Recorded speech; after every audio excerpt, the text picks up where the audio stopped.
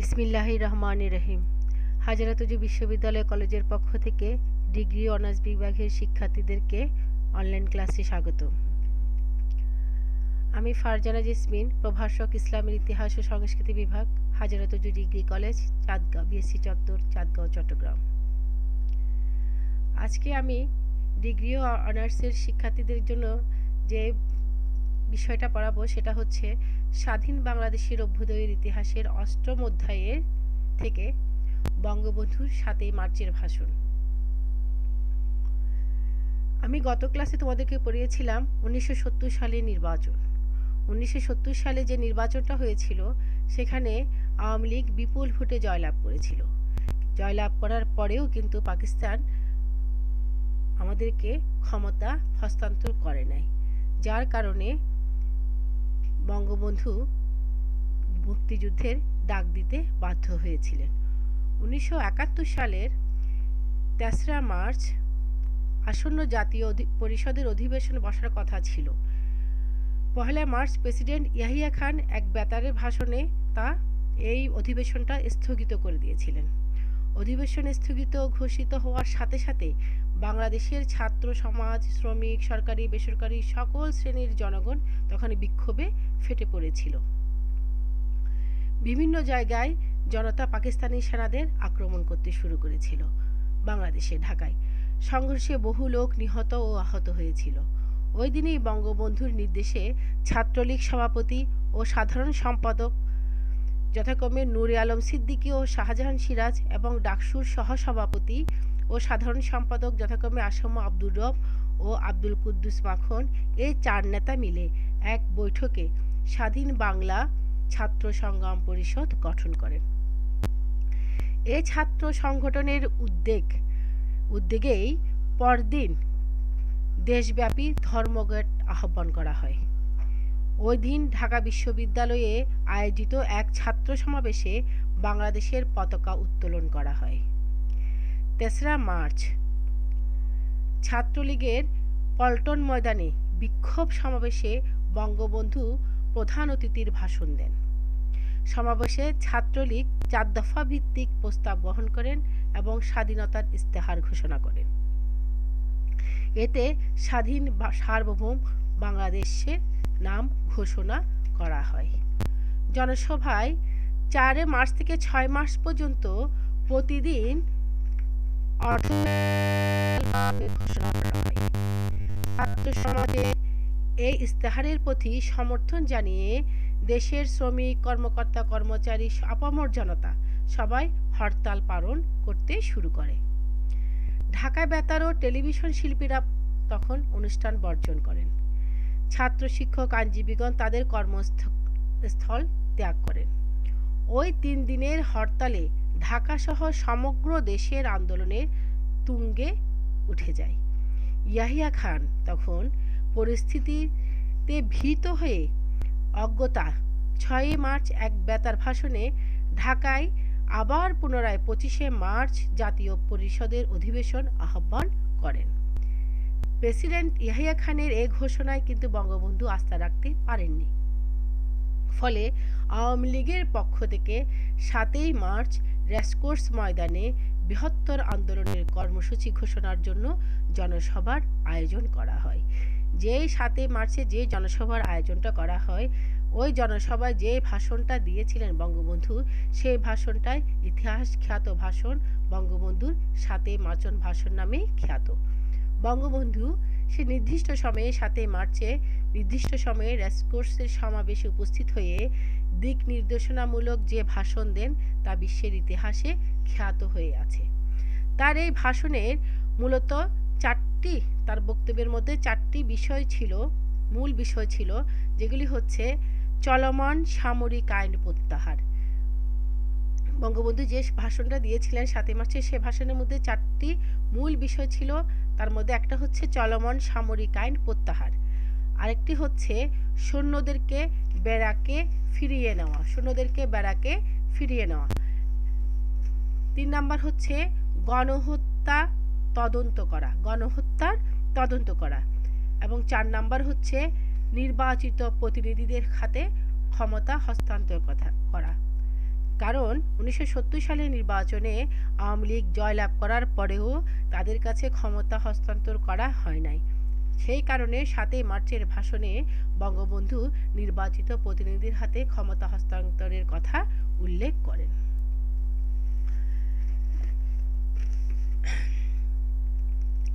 এছাড়াও তিনি বাংলাদেশের সকল অফিস আদালত এবং শিক্ষা প্রতিষ্ঠান অনির্দিষ্টকালের জন্য বন্ধ ঘোষণা করেন। বঙ্গবন্ধুর 7ই মার্চের ঘোষণার পর থেকে বাংলাদেশে অসহযোগ ও প্রতিরোধ আন্দোলন শুরু হয়ে যায়।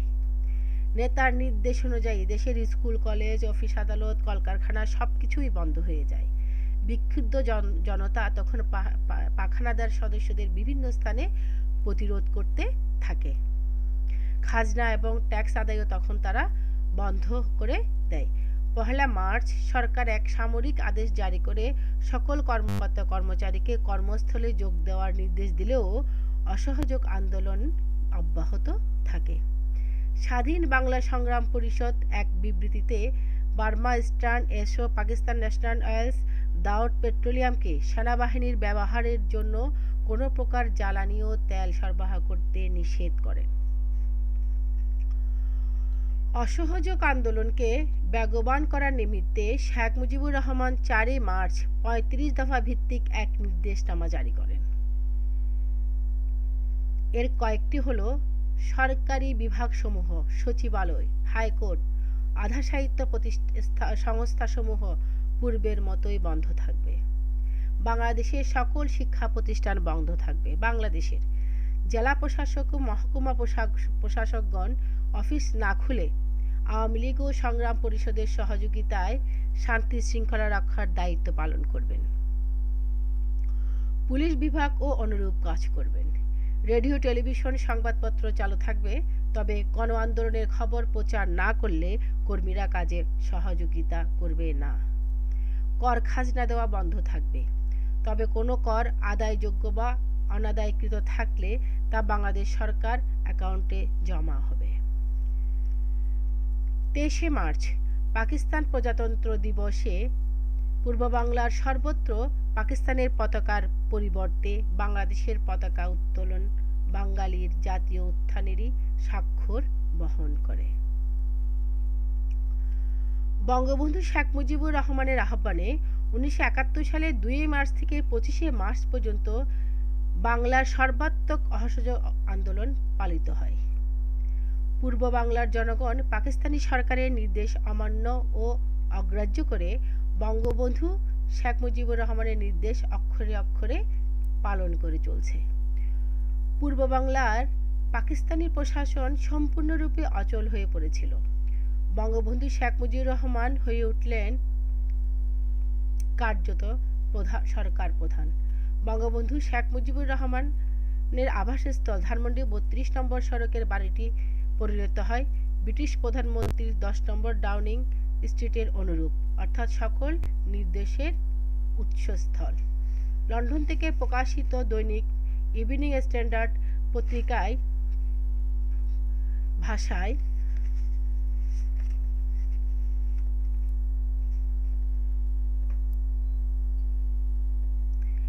Sheikh Mujibur Rahman now appears to be real boss of East Pakistan with the complete support of the population.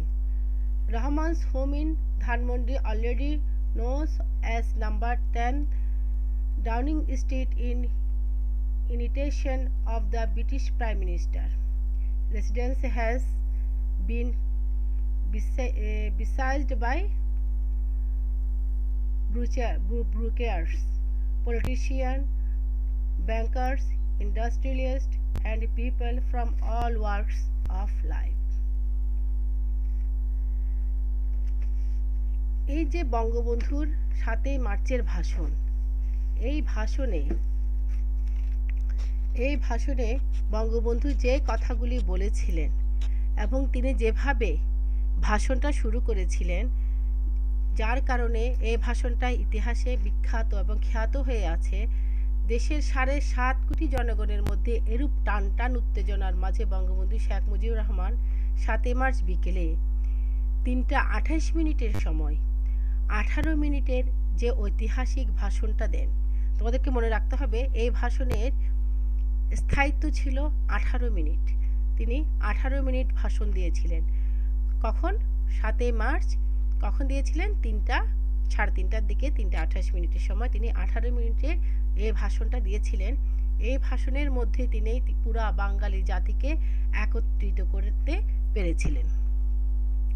তার এই টান উত্তেজনাপূর্ণ ভাষণের কারণেই সারা বাংলার 7.5 কোটি মানুষ একসাথে একযোগে একত্রিত হয়ে স্বাধীন বাংলাদেশের জন্য যুদ্ধ করতে উদ্বুদ্ধ হয়েছিল।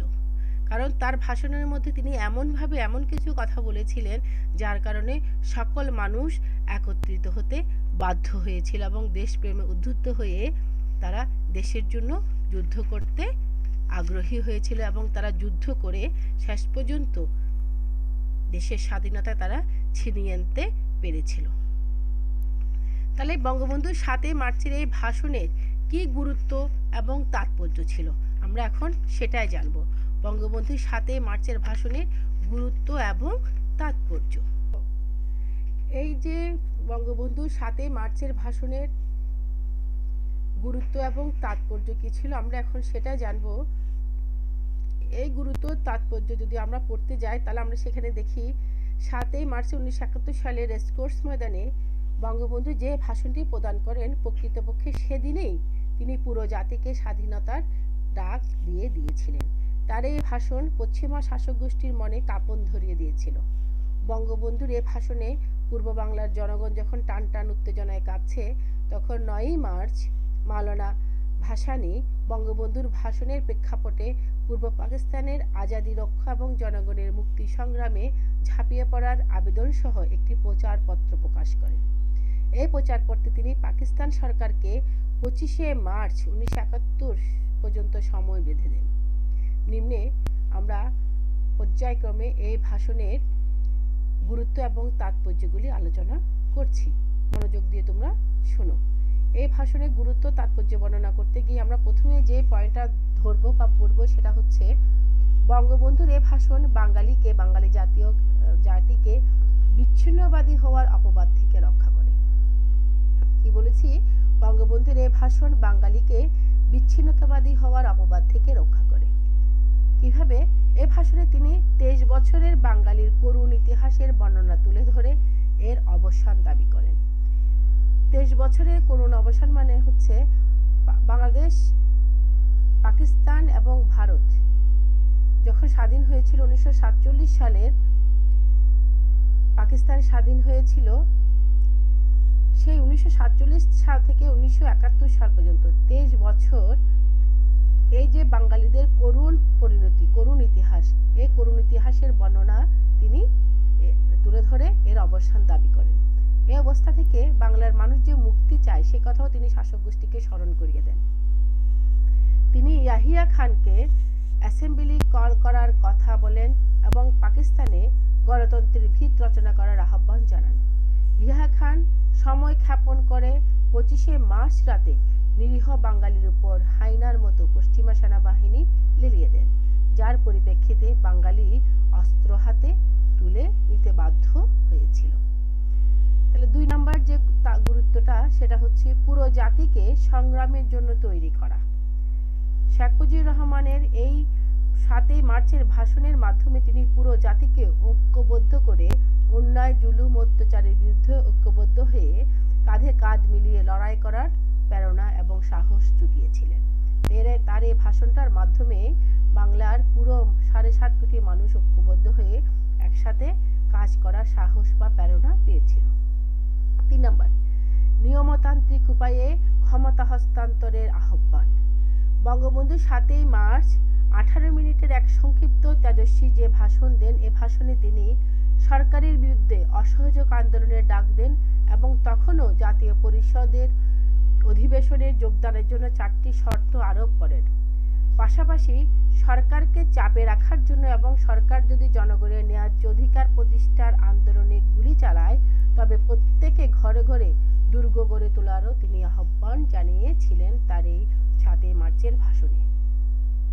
4 নাম্বার, এ ভাষণে মুক্তিযুদ্ধের প্রেরণা যোগায়।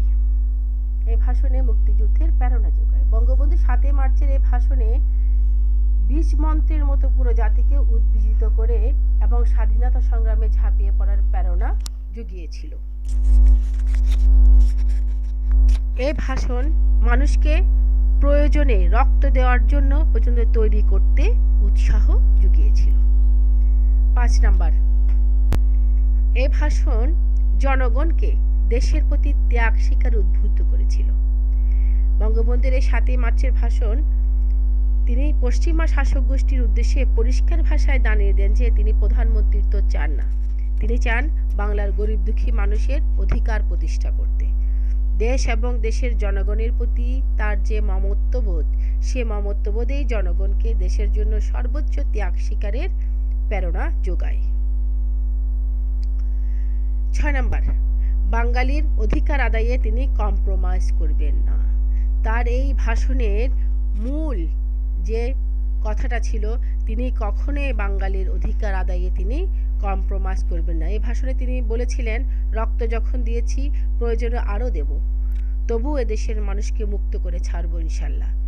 এই বক্তব্য থেকে একথাই প্রমাণিত হয় বা বেরিয়ে আসে যে তিনি কোনো অবস্থাতেই অধিকার আদায় না করে পিছপা হবেন না। 7 নাম্বার, এই ভাষণ জাতিকে আলোর পথের দিশা দেয়। বঙ্গবন্ধুর এই ভাষণে অস্পষ্ট করে কিছু বলেননি বা কোনো রকম রাগঢাক করে কিছু না বলে স্পষ্ট ভাষায় দিক নির্দেশনা দেওয়ায় পুরো জাতি তৈরি হয়ে যায় সত্য এবং ন্যায় প্রতিষ্ঠার সংগ্রামে।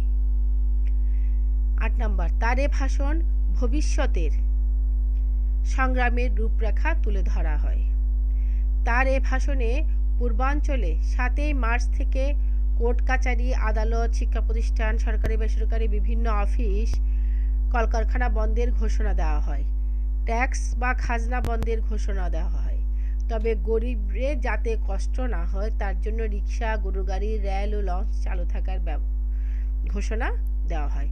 এভাবে তিনি ভবিষ্যৎ সংগ্রামের রূপরেখা তুলে ধরেন। 9 নাম্বার, রাষ্ট্রনায়কোচিত ভাষায় সেনাবাহিনীর প্রতি নির্দেশ।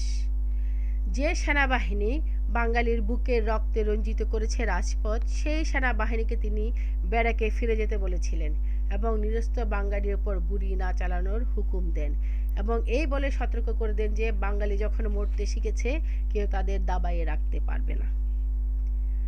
10 নাম্বার, বঙ্গবন্ধুর এ ভাষণ মেজর জিয়াউর রহমানকে স্বাধীনতার ঘোষণা পাঠে সাহসী করে। মেজর জিয়াউর রহমান চট্টগ্রামের কালুঘাট থেকে বঙ্গবন্ধুর পক্ষে স্বাধীনতার যে ঘোষণাটি পাঠ করেন সেটি নিঃসন্দেহে আমাদের স্বাধীনতা সংগ্রামের জন্য একটি গুরুত্বপূর্ণ অধ্যায়। তিনি নিজের জীবন এবং চাকরি বাজি রেখে এ ঘোষণা পাঠ করেন। এর মধ্য দিয়ে যার যা কিছু আছে তা নিয়ে আমরা গন্তব্যের পথে যাত্রা শুরু করি। 11 নম্বর, মুক্তির আহ্বান। জাতির জনক বঙ্গবন্ধু পৃথিবীর অন্যতম জননেতাদের অন্যতম। গণমানুষের প্রতি ঐকান্তিক ভালোবাসা, অদম্য দেশপ্রেম আর অতুলনীয় সাহস তাকে গণমানুষের নেতাতে পরিণত করেছিল। তার 7 মার্চের ভাষণটি ছিল বাঙালি জাতির সামগ্রিক শোষণ বঞ্চনার শিকল ছিন্ন করে অধিকার প্রতিষ্ঠা আর মুক্তির যুগান্তকারী আহ্বান। 12 গণসচেতনতার উন্মেষ সাধন। 7 মার্চের ভাষণ যে কোনো আন্দোলন বা সংগ্রামের সফলতার লক্ষ্যে গণসচেতনতার সৃষ্টি ও সমৃদ্ধিতে অনন্য কার্যকর ভূমিকা রেখেছে, যা বিশ্বের রাজনৈতিক ইতিহাসে বিরল। 1971 সালের প্রখ্যাত নিউজউইক সাপ্তাহিক পত্রিকায় বঙ্গবন্ধুর এ গুণের কারণেই তাকে রাজনীতির কবি বলে আখ্যায়িত করেছিলেন। 13 পাকিস্তানের দুই অংশের দ্বন্দ্বের কারণ চিহ্নিতকরণ। যে কোনো উদ্ভূত সমস্যার যৌক্তিক সমাধানের জন্য সমস্যা সৃষ্টির কারণ চিহ্নিত করা অত্যাবশ্যক। জাতির জনকের নির্দেশিত 6 দফা 11 দফা সহ বিভিন্ন দাবি জানায়, যেমন পশ্চিম পাকিস্তানি শোষণ বঞ্চনাকে চিহ্নিত করে সমাধান দাবি করা হয়েছে, তেমনি বঙ্গবন্ধুর এ ভাষণেও পাকিস্তানের দুই অংশের কারণ চিহ্নিত করে এর ন্যায়সঙ্গত যৌক্তিক সমাধানের পথ ধরে স্বাধীনতার ইঙ্গিত দেওয়া হয়েছিল। 14 নম্বর, ঘরে ঘরে দুর্গ গড়ে তোলার নির্দেশনা। হাজার বছরের শ্রেষ্ঠ বাঙালি জাতির জনক তার মেধাদীপ্ত চিন্তায় বুঝতে পেরেছিলেন যে পশ্চিমা শাসক গোষ্ঠী কখনো সহজে বাঙালির অধিকার প্রতিষ্ঠিত হতে দেবেন না। তাই তিনি 7ই মার্চ 1971-এর ভাষণে চূড়ান্ত সংগ্রামে ঝাঁপিয়ে পড়তে ঘরে ঘরে দুর্গ গড়ে তোলার নির্দেশ দেন। 15 নম্বর, শত্রুর মোকাবেলায় গেরিলা কৌশলের নির্দেশনা। পাকিস্তানি শত্রুদের স্বাভাবিক পন্থায় মোকাবেলা সম্ভব হবে না বলেই তিনি তার ভাষণে চূড়ান্ত যুদ্ধের কার্যকর কৌশলেরও ইঙ্গিত দিয়ে দিয়েছিলেন, যা বিশ্বের আর কোনো নেতার একটিমাত্র ভাষণ থেকে পাওয়া সম্ভব ছিল না। 16 নম্বর, সাম্প্রদায়িক সম্প্রীতি বজায় রাখার নির্দেশ। বাংলাদেশের মানুষে মানুষে সম্প্রীতি বজায় রাখাই বাঙালির প্রধান বৈশিষ্ট্য। হিন্দু, মুসলিম, বৌদ্ধ, খ্রিস্টান সকলের মাঝে প্রয়োজনীয় কার্যকর সাম্প্রদায়িক সম্প্রীতি বজায় রাখার নির্দেশও ছিল জাতির জনক বঙ্গবন্ধু শেখ মুজিবুর রহমানের 7ই মার্চের ভাষণে। তিনি অসাম্প্রদায়িক রাজনীতি পছন্দ করতেন না, তাই তিনি তার ভাষণের মধ্যে 7ই মার্চের ভাষণের মধ্যে সকল সম্প্রদায়ের সকলের মাঝে প্রয়োজনীয় কার্যকর সাম্প্রদায়িক সম্প্রীতি বজায় রাখার নির্দেশনাও তিনি দিয়ে দিয়েছিলেন। তাহলে আমরা এতক্ষণ জানলাম বঙ্গবন্ধুর এই 7ই মার্চের ভাষণের গুরুত্ব এবং তাৎপর্য কি ছিল। এখন আমরা জানব উপসংহার। যে কোনো পোস্টেরই, বড় পোস্টেরই অবশ্যই তোমাদেরকে উপসংহারটা লিখতে হবে। সূচনা এবং উপসংহার একটা বড় পোস্টের বড় কোয়েশ্চেনের জন্য এটা অপরিহার্য অংশ। উপসংহার ছাড়া কোনো বড় প্রশ্ন সম্পূর্ণ হয় না, তাই তোমরা ছোট করে হলেও প্রতিটা প্রশ্নের উপসংহার দেওয়ার চেষ্টা করবা। উপসংহারে আমরা বলতে পারি, বঙ্গবন্ধু 7ই মার্চের বঙ্গবন্ধু শেখ মুজিবুর রহমান তার ভাষণে সরাসরি বাংলাদেশের স্বাধীনতা ঘোষণা না করে পরোক্ষভাবে স্বাধীনতার ঘোষণা দিয়ে সরকারকে আলোচনার মাধ্যমে সমস্যা সমাধানের পথে এগিয়ে আসার জন্য চাপ সৃষ্টি করেন। তার এই কৌশলী ঘোষণার জন্য শাসক গোষ্ঠী তাকে পাকিস্তান ভাঙ্গার দায়ে অপবাদ দিতে পারেননি। পক্ষান্তরে পুরো বাঙালি জাতি একটা দিক নির্দেশনা পেয়ে চূড়ান্ত গন্তব্যের দিকে এগিয়ে যাওয়ার পথ খুঁজে পায়। কারণ তিনি এমনভাবে এই ভাষণটা দিয়েছিলেন যাতে পুরো জাতি একটা সুন্দর একটা দিক নির্দেশনা পায়, যাতে করে তারা তাদের চূড়ান্ত গন্তব্যের দিকে এগিয়ে যেতে পারে। এবং তিনি সর্বশেষে বলেছিলেন, এবারে সংগ্রাম মুক্তির সংগ্রাম, এবারে সংগ্রাম স্বাধীনতার সংগ্রাম। প্রস্তুত থাকবেন, ঠান্ডা হলে চলবে না, আন্দোলন ও বিক্ষোভ চালিয়ে যাবেন। আন্দোলন ঝিমিয়ে পড়লে তারা আমাদের উপর ঝাঁপিয়ে পড়বে। শৃঙ্খলা বজায় রাখুন, কারণ শৃঙ্খলা ছাড়া কোনো জাতি সংগ্রামে জয়লাভ করতে পারে না। জয় বাংলা। 7 মার্চ 1971। তার এই কথাটা ছিল শেষ কথা। তাহলে এই 1971 সালে 7ই মার্চে বঙ্গবন্ধু যে ভাষণটা দিয়েছিলেন, আসলে মূলত এই ভাষণের উপর ভিত্তি করেই কিন্তু পুরো বাঙালি জাতি, 7.5 কোটি জাতি একত্রিত হয়ে বঙ্গবন্ধুর ডাকে, স্বাধীনতার ডাকে উদ্বুদ্ধ হয়ে তারা স্বাধীনতার যুদ্ধে ঝাঁপিয়ে পড়েছিল এবং 1971 সালের 16 ডিসেম্বর তারা তাদের বিজয় অর্জন করতে সক্ষম হয়েছিল। এখন স্টুডেন্ট, তোমরা যারা এটা শুনেছো, ক্লাসটা শুনেছো, তারা বারবার শুনবে। এখানে যদি তোমাদের কোনো কিছু বুঝতে অসুবিধা হয় তোমরা আমাকে ফোন করবে, জিজ্ঞেস করবে, আমার ফোন নাম্বার দেওয়া আছে, তোমরা জিজ্ঞেস করবে আর বারবার শুনবে। বারবার শুনলে তোমাদের পড়াটা মনে থাকবে। এবং 7ই মার্চটা ভাষণটা তোমাদের জন্য খুব ইম্পর্টেন্ট, আমাদের বাঙালি জাতির জন্য। বাঙালি হিসেবে বঙ্গবন্ধুর এই 7ই মার্চের ভাষণটা আমাদের সকলেরই জানা যা জেনে রাখা উচিত এবং সকলেরই জানা উচিত। বাংলাদেশের নাগরিক হিসাবে আমাদের বঙ্গবন্ধু ৭ই মার্চের ভাষণটা জানা উচিত, কারণ এই ৭ই মার্চের উপর ভর করে ভিত্তি করে কিন্তু পুরো বাংলা, সারা বাংলার মানুষ একত্রিত হয়ে যুদ্ধ করে বঙ্গবন্ধুর ডাকে সাড়া দিয়ে স্বাধীনতা অর্জন করতে সক্ষম হয়েছিল। সুপ্রিয় শিক্ষার্থীরা, তোমরা সবাই ভালো থেকো, বাসায় থেকো, নিরাপদে থেকো। আল্লাহ হাফেজ।